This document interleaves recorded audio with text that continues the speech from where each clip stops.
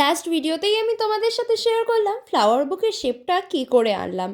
তো চলো এবার বুকেটাকে সাজানো যায়। তবে এই ডিজাইনটা সম্পূর্ণটাই নিজের ওপর, যে যেই কালারে যেই ডিজাইনে আর যেই রকমভাবে সাজাতে চায় সে কিন্তু সেরকমই পারে। তবে আমি পুরোটাই হোয়াইটের ওপর করতে চেয়েছিলাম, তাতে দেখতে আমার মনে হয় একটু বেশি ভালো লাগে। তবে তার মধ্যেই করে ফেলেছি কিছু গন্ডগোল। এত দূর আসার পর আমার মনে হচ্ছে শেপটা আমি ঠিকঠাক আনতে পারিনি। ব্যাস ওই যে মাঝখান থেকে ক্রিম সরিয়ে ফেললাম। যতক্ষণ কেক আমার হাতে আছে আমি ততক্ষণ কেকটাকে বারবার পারফেক্ট করার চেষ্টাই করে যাব। তবে ভীষণ দোটানার মধ্যে ছিলাম যে এত দূর কমপ্লিট করে আবার ক্রিম তুললে ক্রিম দেব। ঠিক আছে, কোনো ব্যাপার না, এখনও তো আমার হাতে আছে, চলো এখনও উপায় আছে কেকটাকে আরও বেশি ভালো করে তোলার। তারপরে ক্রিম দিয়ে আমি এরকম কিছু রোজ ফ্লাওয়ার করে নিয়েছিলাম। তবে যেটা দেওয়ার পর আমার আবার মনে হলো যে না, অতটাও ভালো লাগছে না।